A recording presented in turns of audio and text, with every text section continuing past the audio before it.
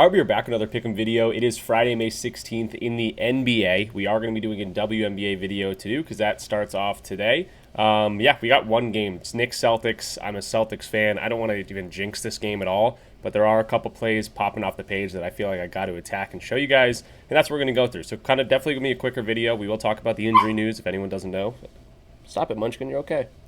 If anyone doesn't know, obviously Jason Tatum will not be playing in this game. Kristaps Porzingis seems like half alive right now, so he's someone that I can't really trust at all. And you got some guys off the bench like Luke Cornett, who played extremely well. Peyton Pritchard's now going to come in and play heavy minutes on this team, and it's the Jaylen Brown show. He put up a Jason Tatum-like stat line, diming up assists, we're getting some rebounds, so that's something I want to attack, as well as, hopefully scoring in this game. All you can ask for is a nice close game. It is a 2.5-point spread right now, so hopefully it stays relatively close. Hopefully we get some good action here, and hopefully the Celtics continue this season and can force a Game 7 back in Boston. I think everyone's always rooting for a Game 7, unless of course you're a Knicks fan. So that's what we're getting into for today. If you're new around here, definitely go and leave the video a like, comment something down below, subscribe if you are new for Munchkin because she keeps barking. And let's hop into it. All right, so hopping into RotoWire to look at the game, who we got playing, projected minutes, and things like that. Really, we know Tatum is going to be out for this game, and everyone else is ready and active to go. So Derek White, Jaylen Brown, they're going to get as many minutes they can handle. Drew Holiday is going to get a ton of time out there. He played okay in that Game 5 victory. Al Horford, this could be his last game as a Celtics if they go down and lose this game, so I'm sure he's going to, play as hard as he can. This guy might be heading for retirement soon, and, he's obviously regressed a little bit from a few years ago, but he's still a very good contributor on this team. Porzingis projected for 20 minutes. You just don't know. The guy looks like if you're watching these games, he looks like it says he just can't jump, he can't shoot, he can't run, he can't do anything. He looks like he's dying out there. And the reports, everything that's saying is like, oh, it's harder for him to breathe. And like, why is he even out there at that point? Especially the contributions you get from Luke Cornett when he comes in and looks like Bill Russell last game. So Peyton Pritchard's going to get a ton of time off the bench. If Sam Hauser comes in and hits his first 2 threes, we could see a little bit more of him, but that's what we're projected for the Celtics side of things. On the Knicks, we know Tibbs. This is a not winner go home, but you obviously don't want to go back to Boston for a Game 7. Anything can happen. The Celtics are still absolute underdogs in this series, especially without Tatum here.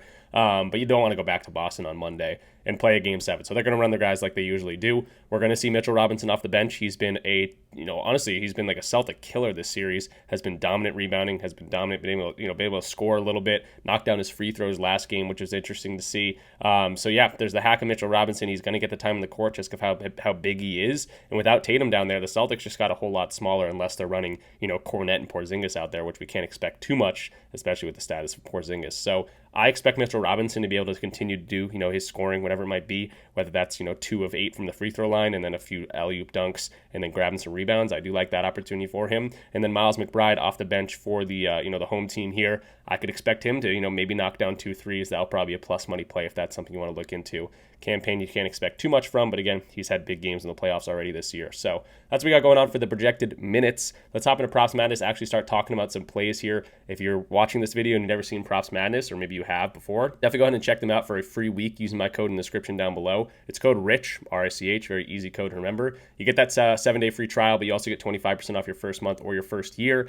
And yes, we'll be dropping a video right after this talking about the WNBA, which I'm not as knowledgeable in the WNBA, let's be totally honest here, but really excited to use all this information that we have. There was a lot of movement in the WNBA this season, so obviously we're going to need some games under our belt to see all these things, stats and ratings and everything update for this year, which will be great. So once we're 5, 7, 8 games into the WNBA season, this is going to be awesome for us to look at. So we will be using Props Madness for WNBA this summer, hopefully as much as I can get it out there, and then of course we're going to use it for the NBA as well. So code RICH, definitely check out Props Madness. They are awesome. And let's just go down a line here and kind of talk about every one of these players, how they've been doing this season, what kind of expect here in like a closeout situation. And Jalen Brunson 30.5 seems high, but it makes sense. This guy's going to put the team on his back. I expect a lot of scoring probably from him. The only thing I think that the Celtics are doing well in the way they are defending him is that they're letting him kind of bounce off of you. So they don't let him, they're not letting him bounce off you, which is what he wants to do. When he tries to create that contact, that's when he can, do the hook and get behind you and, do a little scoop layup or whatever,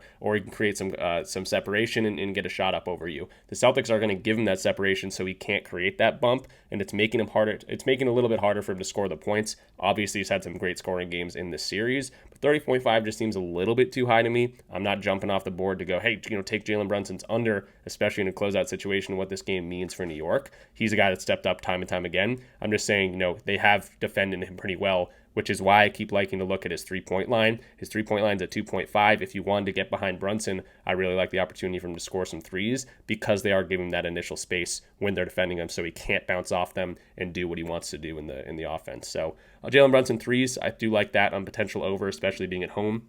Head-to-head against the Celtics at home. How many times has he done that? Yeah, 4 of 4 games. He's had at least 3 threes here. If you want to ladder that up, it is a little bit juiced to 2.5. Something to consider for sure. In terms of assists or rebounds for Brunson, it's been pretty consistent for what he's been doing. His line's at 6.5. It's juiced. He's gotten 7 a lot. Nothing too crazy for me that I want to be looking at there. Jalen Brunson for rebounds. You never can really trust Jalen Brunson to grab rebounds. Might be acting a little bit harder here in this game, but I'm not going to go out there and be excited about Jalen Brunson rebounds line. So probably just going to stick to probably his 3-pointers. If you want to back Brunson, that'd be the way that I play him. Karl-Anthony Towns obviously is going to be a bigger guy on the court now, especially not having Tatum out there. But again, will we see a lot of Luke Kornet and Porzingis on the floor? Who knows with Porzingis' status? But again, he should have some size advantage in this game. I like his rebounding opportunity. I like his scoring opportunity. But actually, I'm liking Mitchell Robinson a little bit more just because of how dominant he's been. He's going to be able to stay on the court, especially, 6 for 6 free throws last game. If I can go to his points. He was knocking down his free throws. Yeah, 6 for 6 on free throws last game.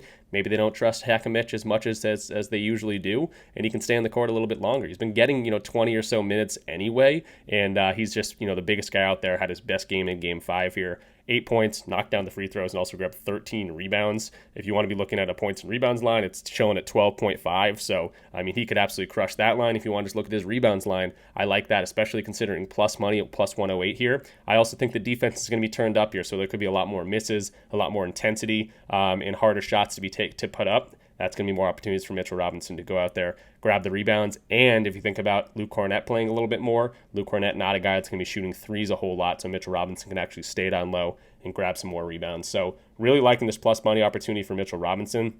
This will be our first official video pick because, Jalen Brunson's 2.5 threes line is just too juiced. I would like that one as official pick too. It's just a little bit too juiced to actually count it. But Mitchell Robinson rebounds, everything kind of making sense to me, the way that the Celtics are going to play him. And hopefully he's getting 20 minutes or so, whatever it might be. And he can go out there and grab some boards as, really the biggest guy in the court for most of the game. So Mitchell Robinson, 7.5 rebounds. I'm liking what I'm seeing there. Plus money at 108. Yeah, I'll take that any day of the week.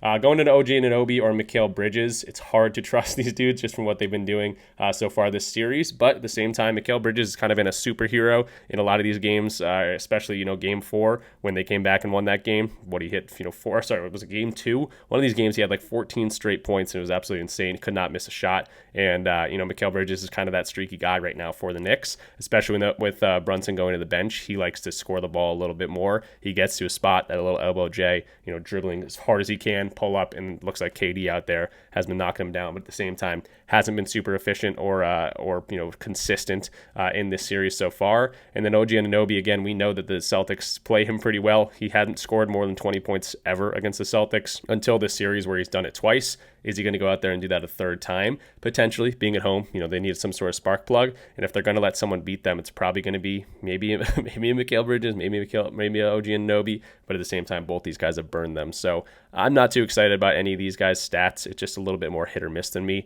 knowing what we got from Brunson going on, knowing that Towns is going to do his thing, probably be right around his line, and then, have Mitchell Robinson come up. I think we're getting the best value on him. And then Deuce McBride at 6.5 points. He was at 5.5 points. Yeah, you can still find him at 5.5 points, pretty readily available. I'd take this too. That's 2 threes. He gets 5 points a lot, sure. But he scored pretty well against the Celtics here. He's now playing at home. I don't know if that helps him or hurts him, but thinking about, a player that's going to be, more of a role player coming in and knock down some threes, he's going to have the hometown crowd behind him. So 69% of games at home, he's over this. He's been getting, okay time on the court, 20 minutes, essentially right around 20 minutes in all of these games for the Celtics, or I guess these are home games. He just had 11 points. He's had 6 points. If you can find this at 5.5 for Reddit, like a pretty good price tag, minus 110, that's awesome for us. I would definitely go ahead and take that. And then if you don't have the 5.5 points, or maybe it's not a bad price, maybe take the plus 154 2.5 or 1.5 3-pointers line. I mean, that's Deuce coming in, knocking down 2 threes. I could see that, especially if the Knicks are on a run and Deuce is feeling the crowd a little bit. So that's what we got going on for the Knicks. Again, Brunson threes. I like Miles McBride at 5.5 points or his threes, and I like Mitchell Robinson to come in here, grab some rebounds, especially with we see more Luke Cornett out there not spreading the floor as much on offense. So going over to the Celtics side of things, this is where I get a little bit iffy if I want to start throwing out lines that I'm liking. Oh, Jaylen Brown's going to score 40 tonight. This is where superstition gets a little bit more involved, and the stakes of this game obviously is a little bit more crucial. Throughout the season, you're not going to see me throwing any bias at the Celtics, but right now I can't help but say, oh, if I take Derek White to hit 8 threes tonight, obviously is an exaggeration there. He lays a goose egg and gets 0 or something. That's what I'm kind of thinking here. But there are some guys that I'm looking at and, trying to take that bias aside, take that superstition aside. And one of them is Jaylen Brown, and it's his rebounds line. And this is another plus money play for you guys at 7.5. Now, obviously the hit rate on this isn't amazing, but Jaylen played really, really aggressively last game, was involved with pretty much every action. He was scoring well. He was absolutely assisting well, too. I almost want to do the rebounds and assists. 12 assists on 18 potential. It's not like he had, a perfect potential assist night where everyone was just knocking down the things that came to him from his passes.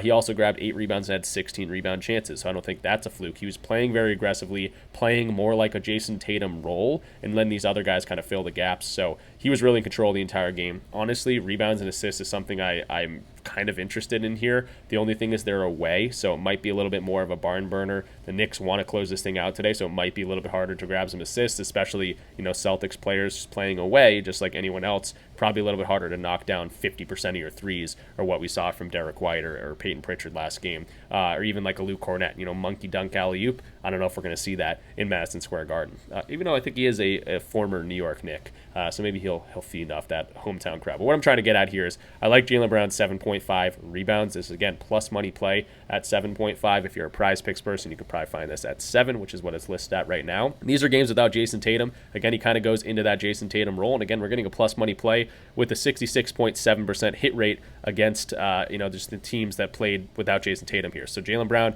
does step into a little bit more of a rebounding role. I'm curious to see his rebound chances. 16, so 11 there. I don't know what happened in that game. Played 22 minutes. Yeah, so if we're going to expect more minutes here without Jason Tatum on the court and getting 34 plus minutes, he's over this in 5 of 6 games. The only game he didn't get it, this was back in December, and that was against a team that does not allow a whole lot of rebounding in the Detroit Pistons. But 16 rebound chances, 11 to 15, 11, 16. He's been right around there. I could definitely see him grabbing some more rebounds again today. And with the barn burner, with defenses locked in a little bit more, maybe a lower scoring game, more opportunities for more rebounds here for Jaylen Brown. So I like that opportunity for him. Derek White is someone I'm probably not going to touch. He's not super aggressive without Tatum in the lineup anyway. He had an awesome game, shot extremely well. But at the same time, what's his 3-point line at? 4.5 plus 125. He's done that a few games, but again, I'm not going to try to bet on Derek White and then the superstition because I bet on him, he's going to have like 5 points or something. But I'm just not touching Derek White, even though, again, hopefully he has a great game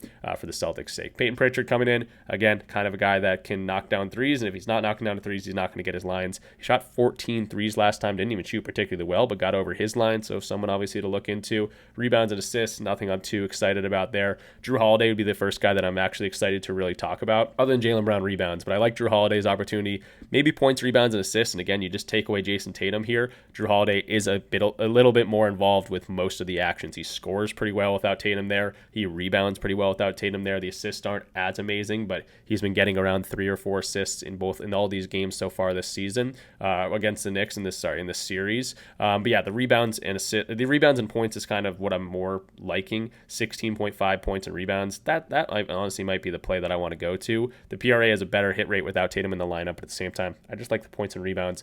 A little bit harder to get assists going into Madison Square Garden. Again, a lower expected points game here. But yeah, I like Jrue Holiday. I think his lines aren't too high where you're like, oh, I'm betting on Jrue Holiday and he's got to have 20 points and 8 rebounds and 6 assists or whatever. Really, he only needs to get in there, chip in with 12 points, grab his 6 boards or whatever it might be, and then he's over the 16.5 line. I think it's even less than that. My math is bad, but yeah, Jrue Holiday, I think he's the best value play to go to here with the minutes he's going to get without Tatum, with the situation going on with this game. This could be Jrue Holiday's last game as a Boston Celtics, so I'm going with him. 16.5 points and rebounds.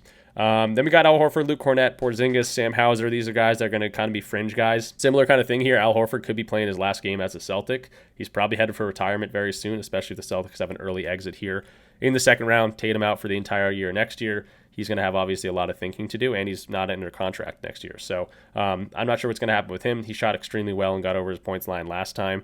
Rebounds and assists, nothing too crazy. Honestly, fading him at 19.5 PRA kind of seems like a pretty good idea. If I was not a Celtics fan, I'd probably take Al Horford under 19.5 points, rebounds, and assists. But maybe Al doesn't want to end his career just yet. And he goes out there and shows some heart, knocks down some shots, plays some bully ball, grabs some rebounds. We'll see what happens there. But honestly, Al Horford under 19.5 points, rebounds, and assists sounds pretty good to me on the surface here.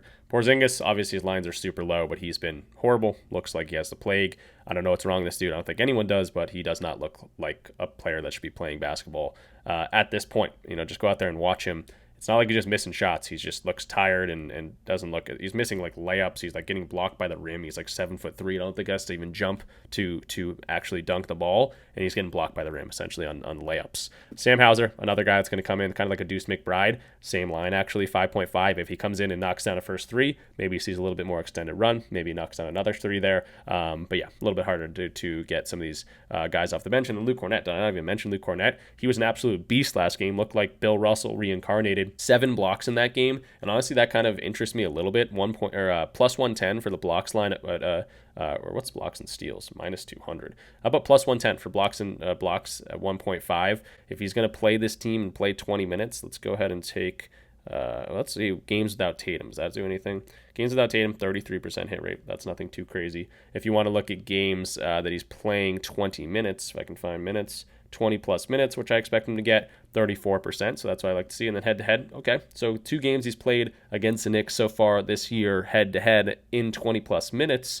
He's got 3 blocks and 7 blocks. So something to look at. Maybe he's out there hunting some blocks after getting all the praise that he had from last game. Also scored and rebounded pretty well. And we could probably see a decent amount of minutes from Luke Cornett tonight. So that's what we got for the Celtics side of things. I've rambled through this entire video, but hopefully you guys got, those are just my honest thoughts of the game, just watching the entire series, knowing kind of what's happening, and, obviously knowing both these teams pretty well at this point. That's my thoughts. Let's do a little recap of what we actually talked about in this one and talk about our official plays for today. All right, so finally going into the recap, what we talked about in this one. We talked about a bunch of different plays. We pretty much just went down the line, talked about every player, but this is what we landed on for the official plays. We got Jalen Brunson over 2.5 3-pointers made.